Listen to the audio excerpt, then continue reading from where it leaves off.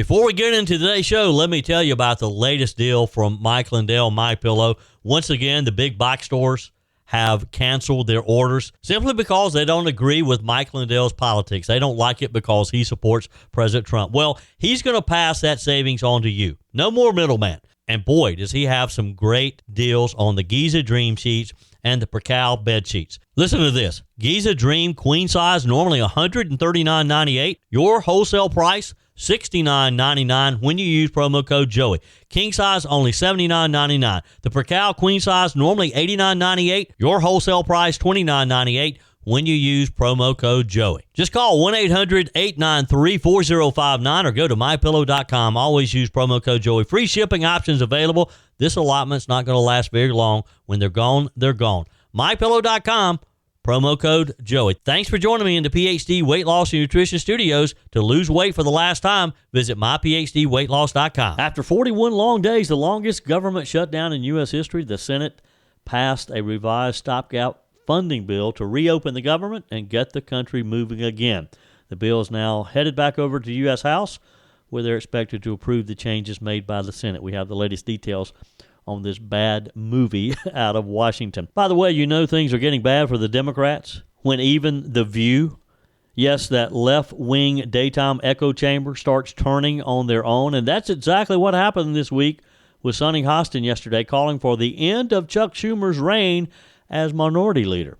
Justices on the U.S. Supreme Court slammed the door shut on any hopes of revisiting its landmark 2015 decision legalizing same-sex marriage nationwide. South Carolina GOP Chairman Drew McKissick joins us to talk about the next steps in the reopening of the federal government. And, of course, today is Veterans Day. I told you we'd be back. And ye shall know the truth, and the truth shall make you free. It's Joey Hudson. I wanted to name it the Joey Hudson bill, but, they don't allow you to put names on bills. But I wanted to call it the Joey Hudson bill because I know that one's been near and dear to you for a number of years. That's how it's done. Let your voice be heard. And the truth shall set you free. Here's Joey Hudson.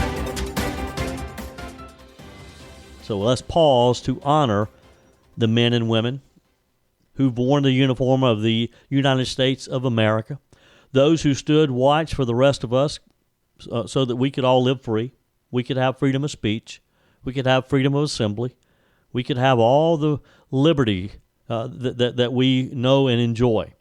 Veterans Day isn't just another date on the calendar. It's a reminder of the price that's been paid for liberty, a price measured not in dollars but in courage, sacrifice, and the love of our country. Originally known as Armistice Day, this holiday was established to mark the end of World War I, the war to end all wars, but over time, America rightly expanded it to honor all who have served in every generation, in every conflict, in every corner of the globe. So how can we make this day special? Start by saying thank you.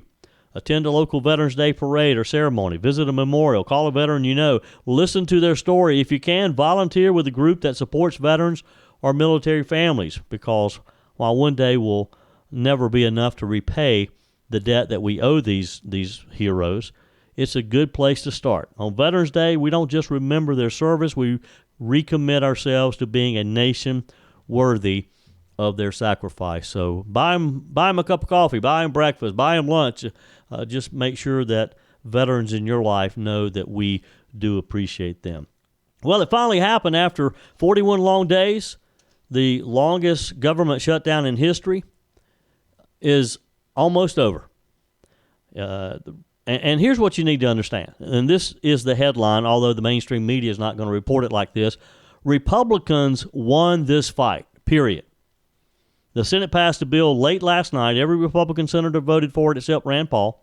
And the 8 Democrats who had broken ranks in order to close debate, to end the filibuster, voted as well. The final vote sent the measure to the House, where Speaker Mike Johnson has called lawmakers back to Washington for a vote within the next 36 hours. Last night we had our 4th district congressional district event. I spoke with Congressman Ralph Norman, who was our guest of honor last night. And what a great time we had. Good crowd, even though it was the coldest day of the year. A lot of people showed up at the what I remember as the Armory in downtown Greer. but now it's called the Cannon Center. But we had a wonderful, wonderful panel with Congressman Ralph Norman, former Senator Jim DeMint, former State Rep Adam Morgan, and we talked about faith and family and just all the important issues that we're facing today. And Representative Norman said he's heading back to Washington this morning and believes that the U.S. House will vote to approve the changes made by the Senate. So it's not done yet, but it's pretty close, that's for sure.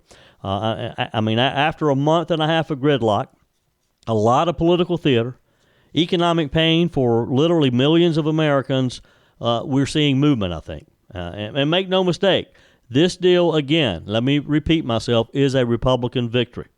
So what does it actually involve? What's in this package? This stopgap measure funds the government through January 30th of 2026. That's an extension to basic operations, a temporary fix, but one that gives Congress breathing room to hammer out the remaining full-year appropriations bill. Now, it's not just a keep-the-lights-on deal. It includes full-year funding for veterans' medical care, which is appropriate that we're honoring veterans at this time. It includes funding for military construction, legislative branch operations. It also secures funding for the 42 million Americans who rely on the Supplemental Nutrition Assistance Program, the SNAP program, along with women and children who depend on WIC benefits.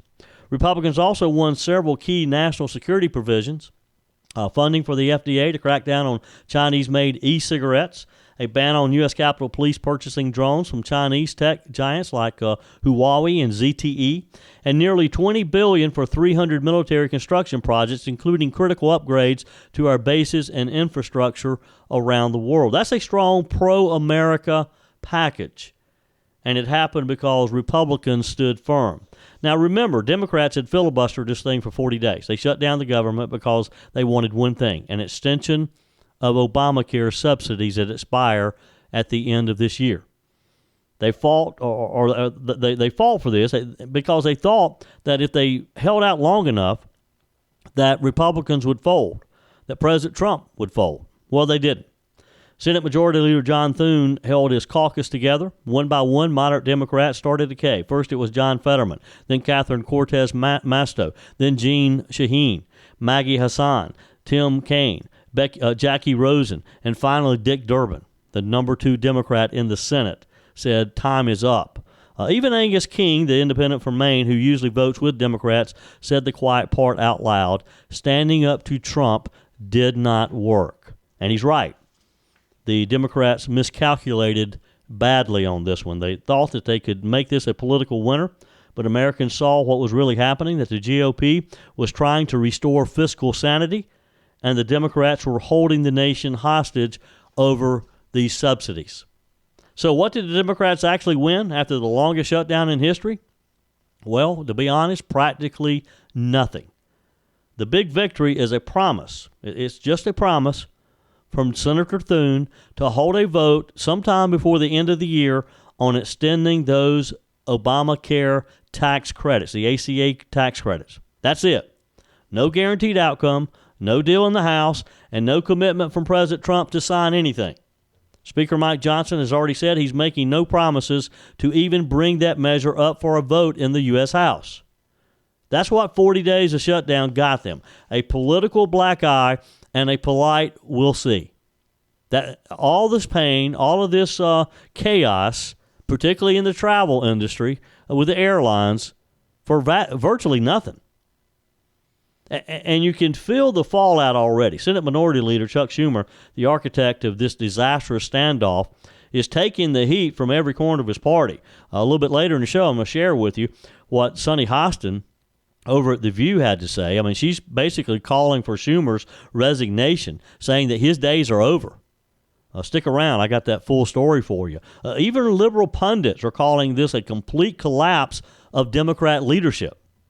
They went into the shutdown thinking that they could paint Republicans as cruel and uncompassionate, but it backfired.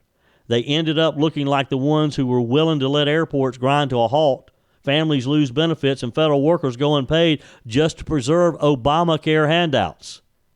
The American people saw right through this, and they wanted no part of it. President Trump, for his part, handled this masterfully. He stayed on message. No funding for illegal immigrants through Medicaid, no bloated subsidies that drive up premiums for everyone else. And last night he made a major announcement that he'll abide by the bill's provision to rehire federal workers who were terminated during the shutdown. That includes air traffic controllers and critical personnel who kept this country running under some pretty horrible conditions. He's showing leadership, standing up and standing firm on principle, but compassionate enough to make things right for the men and women who serve you and me, who serve the public. And that's what being a leader looks like. That's what good governance looks like. And let's not overlook another major win that's buried in the bill, over $4 billion for rural America infrastructure, housing, and small business development. This is big for communities, things that Washington usually forgets but are included in this bill. Let's be honest, those summer vacations and backyard barbecues added some extra pounds, right? But instead of feeling guilty or falling further behind, it's time to reset, drop the weight, and get back in control. The solution isn't a shot. Real lasting weight loss starts with your mind, not your mouth. At PhD Weight Loss, Dr. Ashley Lucas and her team help you uncover the real reasons behind your weight gain so that you can reprogram the way you think about food forever. PhD clients lose up to a third of their body weight without ever taking a drug. I know because I lost 33 pounds with PhD Weight Loss. Through real food, behavioral coaching, and proven science, your body can become a natural fat-burning machine. Why risk spending thousands on shots that strip away muscle, come with dangerous side effects, and leave most people regaining 60% of the weight within a year? With PhD, you'll activate your body's natural appetite control, burn fat safely, and stay in control. Even if you're already on Ozempic, PhD can help you transition off while still losing weight. Take the first step today. Call 864-644-1900 or visit myphdweightloss.com. Well, folks, the U.S. Supreme Court just slammed the door shut on any hopes of revisiting its landmark 2015 decision legalizing same-sex marriage nationwide. Here's the story. Yesterday, the justices declined to take up the case of Kim Davis. Now, you might remember Ms. Davis. She was the former Kentucky County Clerk who made national headlines when she refused to issue marriage licenses to same-sex couples after the Obergefell versus Hodges ruling. Davis said that she was standing on her religious beliefs, and she ended up in jail for contempt of court. Her legal team asked the justices to take a fresh look at the 5-4 decision that changed the definition of marriage across all 50 states. Not only were they asking for a First Amendment ruling on religious freedom, they wanted the court to overturn Obergefell altogether. But the court didn't bite. No explanation, no dissents, just a silent no thanks. We think we're okay where we are, is basically what the court said. Which means that decision, nearly a decade ago, still stands, and same-sex marriage remains the law of the land. Now, to be fair, there's been buzz on the right for years that Obergefell, especially after the court overturned Roe v. Wade in 2022, Justice Clarence Thomas even floated the idea that they should reconsider it.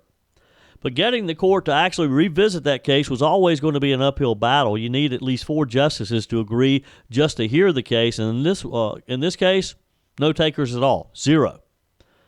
Ms. Davis's team argued that she, of all people, deserved a hearing. The first person jailed post the decision for trying to live out her faith in her role as a public official. They said this was a moment for a course correction, but the Supreme Court just simply was not interested. So what does this tell us? It tells us the conservative majority on the court, the same one that struck down Roe v. Wade, isn't in a rush to unravel this ruling, at least for now. They may that may frustrate religious liberty advocates who believe the government's current posture forces people of faith to violate their convictions in the name of social progress. And make no mistake, the culture war isn't going anywhere. The court's calendar is packed from high-stakes political and constitutional cases, but for now, same-sex marriage stays untouched, and Kim Davis is left holding the bill over $100,000 in damages and legal fees, according to her attorneys. This will be something that I'm sure we'll hear from down the road eventually, even more. Folks, you know things are getting kind of bad as it looks like the government is going to reopen. Looks like things are going to be settled. It's just going to take a little time. It's not like flipping a switch and the light comes on or the federal government reopens. But things are getting bad for Democrats when even The View, yes, the left-wing daytime echo chamber for the left, starts turning on their own, and that's exactly what happened this week. Sonny Hostin, one of the most reliably liberal voices on that panel, absolutely unloaded on Senate Minority Leader Chuck Schumer and the Democrat Party after 8 of their senators crossed the aisle to vote with Republicans to fund the government and finally end this shutdown. So let me say this again. The left's own daytime talk show squad, the same crew that spends half their airtime calling conservatives extremists, is now eating their own leadership alive. And if you watched that segment, you saw raw frustration spilling out on national television. Sonny Hostin didn't hold back. She said, and I quote, "I think Chuck Schumer, his days are over," end quote. She accused him of caving, surrendering, and selling out the Democrat base. She even went as far as to say that she has no faith the Republican Party will ever negotiate in good faith, but still blames Democrats for believing that the GOP would. Clear. The Republicans run the House, the Republicans run the Senate, the Republicans run the White House, the Republicans run the Supreme Court, as far as I'm concerned. This was a choice by Republicans to cut SNAP benefits. This was a choice by Republicans to cut ACA subsidies. This was a choice by the Republicans to gut the federal government and federal employment. Democrats had nothing to do with it. I want an opposition party. I think the Democrats caved. I think the Democrats let down the American people. And like you, Whoopi, I have absolutely no faith that the Republican Party will come to the negotiating table in good faith. You do something like this, shame on you the first time. You do it twice, 3 times, 4 times, shame on me. Shame on the Democrats for even believing that the Republicans will, even vote on it. There's no guarantee in this New Deal that there's going to be a vote. There's no even commitment to have a vote. So the bottom line is the Democrats went into this after a blue wave out of the American people saying, we do want the opposition. We the working people want the Democratic Party to fight for them. And now they just caved and surrendered. I think Chuck Schumer, his days are over. If he cannot keep his caucus together, he needs to go. He needs to be replaced. Shame on you first. You do it twice, 3 times, 4 times, shame on me. Well, shame on you, Sonny Hostin. Now, that's the kind of line you'd expect from Rush Limbaugh dissecting the Democrat playbook, not from a host on The View. But here's the key takeaway, folks. When the left starts fighting among themselves, reality has hit them squarely in the face. Democrats lost control of the narrative on this shutdown. They wanted to hold the government hostage over Obamacare subsidies and Medicaid spending, and they were playing a game of chicken. Except they just didn't have enough of the Democrats who were crazy enough to ignore the American people and the pain that they were causing. And when public opinion started turning against them, that unity fell apart, and some of the Democrat senators, their common sense came back into play, and they realized we are hurting the very people we're supposed to be serving. And that's how you ended up with the 8 senators who broke rank. 8 of them. That includes some of their supposed rising stars, John Fetterman, Tim Kaine, Catherine Cortez Masto, Jeanne Shaheen, Maggie Hassan, Jackie Rosen, Dick Durbin, and the independent Angus King, who caucuses with the Democrats. These are not conservative Democrats. These are blue state establishment Democrats, and when even they say enough is enough, it tells you that the shutdown had become political suicide. But Hostin wasn't attacking Republicans. She was attacking her own side because she knows how bad it looks.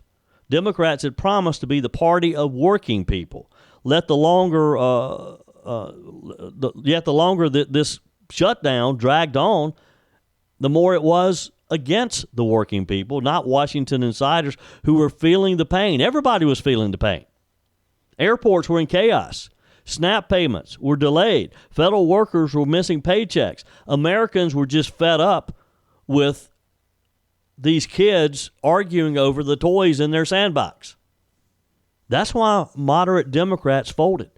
They could see that President Trump and congressional Republicans were winning the narrative, winning the argument, that this wasn't about cruelty, it was about competence. It wasn't about cutting health care, it was about cutting waste out of the government and trying to get a handle on government spending. They even recognized that.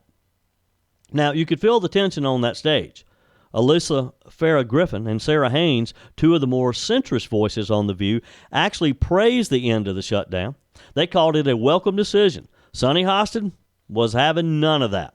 She accused Schumer of caving, just like she did back in March when he agreed to do a short-term spending deal. She told him to his face, I think you caved. You didn't show the fight this party needs right now.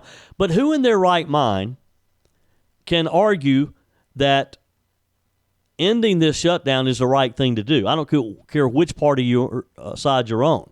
I don't care if you're conservative, if you're liberal, if you're far left woke, if you're independent. You got to know that this was hurting the American people, and you had to call it to an end.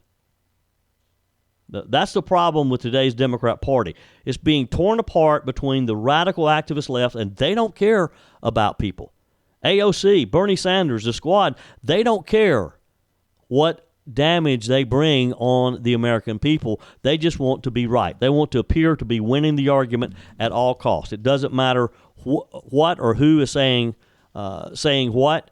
They just want to be heard. The louder they are, the more effective they feel like they are. You and I know that's not right. Now, what about Chuck Schumer? He's caught in the middle. He's got a foot in both camps, trying to appease the left while pretending to govern responsibly. That's why even his own allies are starting to lose patience. You could hear it in Hostin's tone. His days are over, she said. That's a warning shot from the left flank. If Schumer can't hold his caucus together, if he can't stand up to Trump and the Republicans in their eyes, they'll look for someone who will, someone even further left, someone even more radical than Chuck Schumer.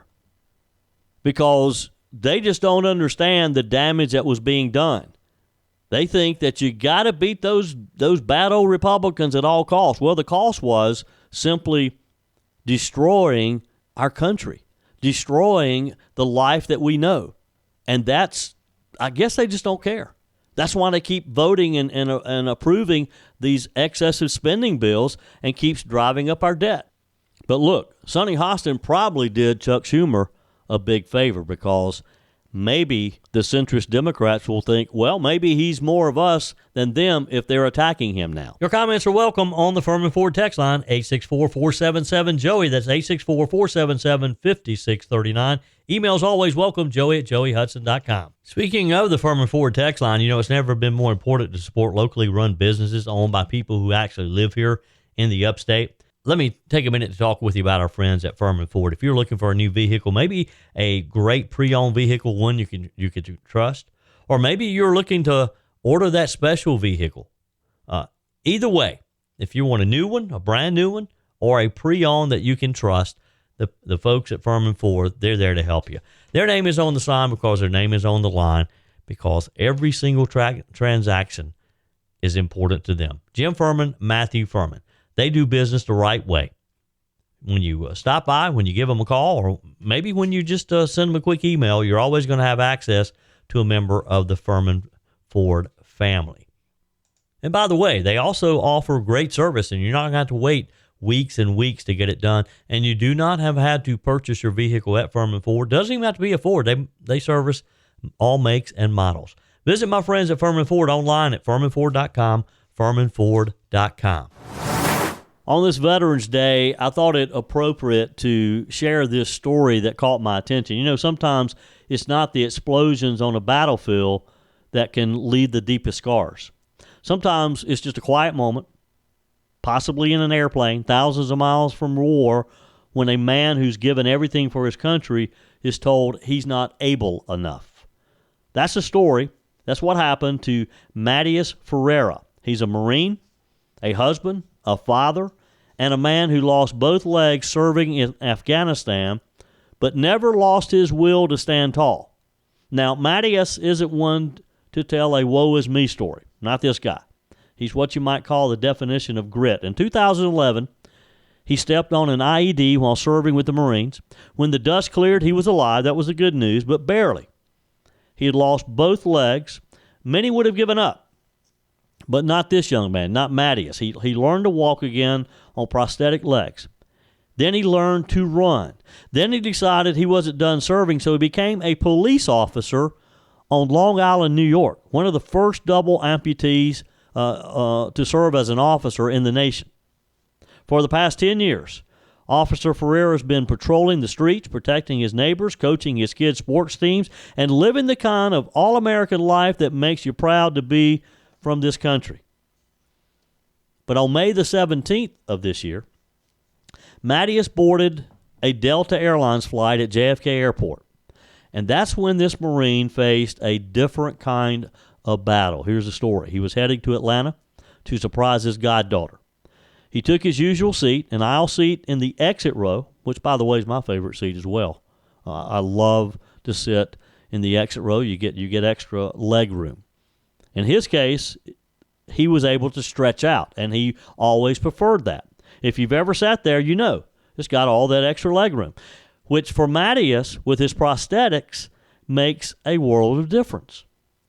He wore shorts that day, so yes, his prosthetic legs were very visible. As the flight crew did their pre-takeoff checks, one of the attendants approached the row. You know the drill. They ask if everyone sitting there is willing and able to assist in an emergency. Mattias looked up, nodded. Yes, ma'am, absolutely. But instead of moving on, she hesitated. She glanced down at his legs and said, Sir, I'm sorry, but you're going to have to move. Now, Mattias was confused. Ma'am, he said, I'm a Marine. I'm a police officer. I've been in this seat plenty of times before. I'm fully capable. And, of course, the other times, he had on long pants and they couldn't see his prosthetics. But the attendant said it was policy. She spoke with the pilot. The pilot agreed. They pointed to FAA regulations, said he lacked the mobility to open that exit door in an emergency. Now, I wish you could see this guy. I wish you could see photos, and let me encourage you to look him up online and see for yourself. I would much rather to see Mattias sitting there in the exit row seat knowing that he could open those doors and get people out than some of the other people I see sitting in the exit row at times. He didn't argue. Marines don't make scenes. He just gathered his things and moved on. But as he sat there, somewhere behind that exit row, something inside him hurt. And it wasn't the kind of pain that you fix with a prosthetic, according to the story in the New York Post. He told the New York Post later, I felt like a liability, not like a Marine, not like a cop, not like a dad or a husband, just a problem, he said. That's a tough thing to hear from a man who's risked everything for his country, isn't it? And proven time and again that ability is more than what you see on the outside. So when the flight landed, Mattias kept his cool. But days later, he decided he wasn't going to let this slide. He filed a lawsuit, not to get rich, but to make a point. He said, quote, I don't want the kids that I've worked with who have prosthetics to ever feel like they can't do something because someone said they're a liability. Now, here's where the story takes an even stranger turn. After all that, after moving him, embarrassing him, insisting it was FAA rules, Delta sent Mattias a letter. In that letter, dated May 29th, the airline admitted he was right. It said, quote, passengers using prosthetics are not prohibited from sitting in an exit row, so long as the passenger verbally communicates their willingness and ability to assist in an evacuation, they should be allowed to remain. Delta even offered him a voucher, kind of a sorry about that note for their mistake. But Mattias didn't want a free ticket. He wanted accountability. His attorney, Norman Steiner, knows that feeling all too well. Steiner himself lost part of his leg in a motorcycle accident. He said what happened to Mattias wasn't just discrimination, it was something much deeper. He called it a spiritual amputation. He said there's no prosthetic that can give you back your sense of self or your sense of purpose.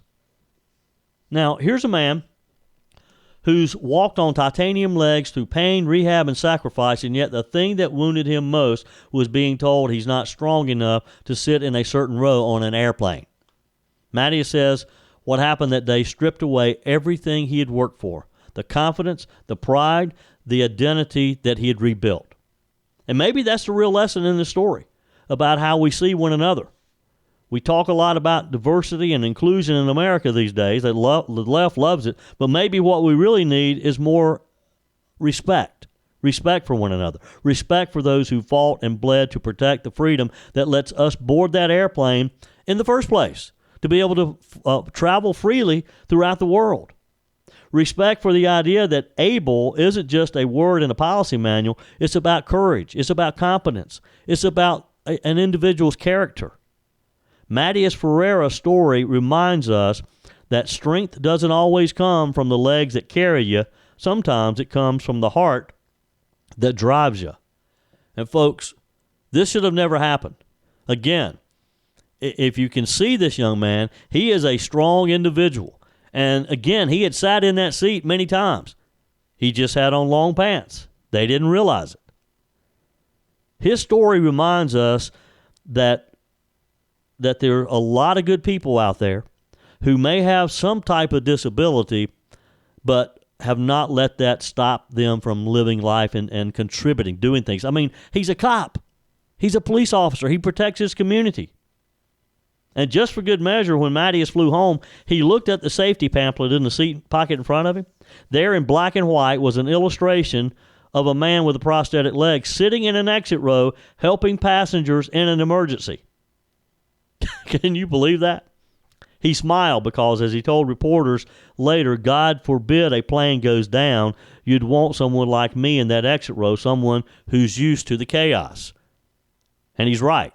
Someone who has fought, someone who would not be scared of taking action in an emergency like that. So as we pause today to honor the men and women who have worn the uniform, who have served this country, we remember people like this young man, Mr. Matias, those who stood watch so the rest of us can live free. Veterans Day is not just another date on the calendar. It's a reminder of the price that's been paid for liberty, a price measured not in dollars but in courage, sacrifice, and the love of this great country of ours. Of course, one day is never enough to repay the debt we owe them, but it's a good place to start. On Veterans Day, we don't just remember their service, we recommit ourselves to being a nation worthy of their sacrifice. Join us on our guest line, Drew McKissick, chairman of the South Carolina Republican Party. So the U.S. Senate worked late last night with a 60-40 vote. So what's next? Kind of walk us through the process. Well, as I understand it, you've got a few other votes to get through, and then particularly the House, will have to concur with what the Senate does. This could all take, I think a couple of days, at the quickest before they could finalize it all. But again, of course, you got a slim Republican margin in the House. You have to assume a lot of Democrats would rather, preen versus actually vote for it because, they want to impress their base like, most of the Democrat senators did. So I doubt they'll support it. So that means that Speaker Johnson needs to wrangle all the House members to support this, and you got a very slim margin. So we'll see. I assume it'll pass. I would hope that we don't have anyone over in the House on our side who wants to make a spectacle out of themselves, but you never know. But that aside, this should be done in about 3 days, I believe, and then you move on to essentially January is when this would punt this issue to. Yeah. And hopefully by that time they've got an agreement on some other things regarding the budget so we can have some actual budget votes instead of a continuing resolution, which people need to remember. Continuing resolution continues to spend money at the previous year's level, which is Biden-era levels, which we don't want to do. So we want to eventually cut the spending. Yeah. Yeah. And Drew, correct me if I'm wrong here, but just because it appears the government's going to be reopening, that's going to take some time. You don't just flip the switch and everything goes back to normal. There's a lot of moving parts there, and it's going to take some time to get things back to normal, right? It will. It will. And, not to mention people who have, maybe gone on a vacation because they weren't getting paid. You got to get them back to work. But I would think, in terms of the most pressing parts or the things that affect people on a more immediate basis, so take air traffic controllers, for instance. this should, fix that situation relatively quickly. And, other things related to, say, military pay, things of that nature, that shouldn't be a problem. The bigger thing is, regarding the rest of the employees throughout the government, which were deemed non-essential, and how soon that all gets back, moving in a forward direction. I mean, even things like, the elements of the bureaucracy that collect business statistics, the reports we're used to getting on a regular basis and so forth. Well, those things, you can't snap your fingers and pull right back together. So in that sense, it'll take a little bit of time to get back to normal. Yep. Drew McKissick is our guest today. Back on the air traffic controllers, I read something yesterday that is a bit concerning, though, because they were interviewing, and I think it was the Epic Times, but they were interviewing one of the air traffic controller managers, and he talked about the fact that typically they may have a couple, two to five people retire each week. As a result of this, he said that a lot of people who were sort of couldn't quite decide if they wanted to retire or not, this kind of helped them make that decision. He said they were having 15 or so retire every day. So those people aren't coming back. Correct. And, that means having to advance the timeline on new employees coming in. I don't know to what degree that this has been done so far, but there's always the issue of, as we've seen sometimes in the past, of elements from the military being brought in to help with air traffic control. So that may be something that we end up, having to have as a stopgap. Sure. Well, the bottom line is, obviously this was the longest shutdown we have ever witnessed. There has been some pain, and it was about to get even worse with the travel situation and heading into Thanksgiving. And I think there's probably still going to be some a bit of chaos in some airports. I'm not convinced they can get things turned around this quickly with Thanksgiving just a few weeks away. But do you think the Americans are going to lay the blame at the feet of the Democrats, or is our messaging such that they're going to understand that it was the Democrats who caused this? Well, whether it is when you look at polls, and I've seen some that show Republicans and some show Democrats winning on the messaging by a few points here or there. I think the bigger story for this particular shutdown versus what we've seen in the past is the Republicans not get the overwhelming short end of the stick of the blame on this.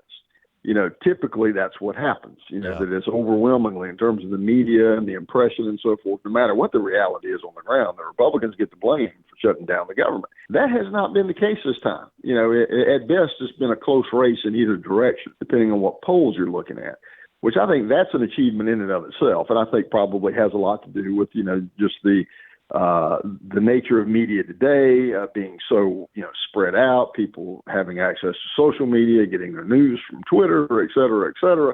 It makes things a little more, I guess, for lack of a better way to put it, more competitive for Republicans in terms of, trying to message something like this. That's probably the bigger story here. Chairman of the South Carolina Republican Party, Drew McKissick, with me today. So let's go back to last Tuesday. There's been a lot of discussion about the fact that we lost some races that I'm not so sure we really had a chance of winning anyway, but the media has staged it that way. Was last week any indication that we could have some issues in 2026? Well, first off, the thing we need to look at about 2026 is, looking back in time, say, to the 18 election, in terms of looking for similarities here. So, in 18, that was the first midterm after Trump first came into office. And typically, the party that's in the White House has more headwinds going into a midterm election.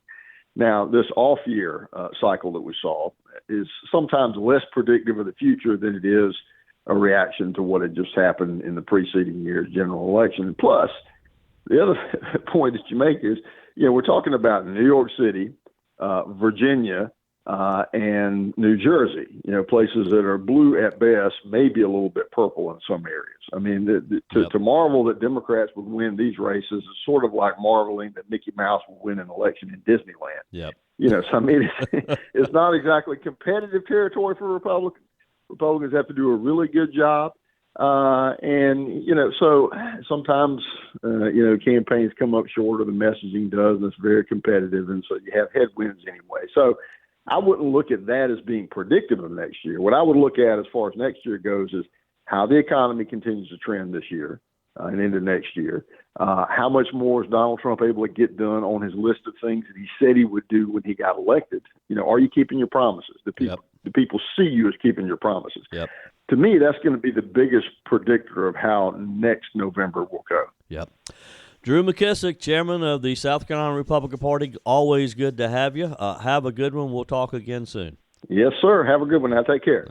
That's it for today's edition of Just the Truth. Thanks for joining me in the PhD Weight Loss Studios. To lose weight for the last time, visit myphdweightloss.com. If you haven't joined my mailing list yet, visit my website, joeyhudson.com. Click on the Connect with Joey button so that you can receive our emails and the most up-to-date news. Also, join me on my YouTube channel. Be sure and like, comment, and subscribe. Just search for Joey Hudson. As always, thanks for spending a few minutes of your day with me. Do me a favor and forward this episode to a few friends.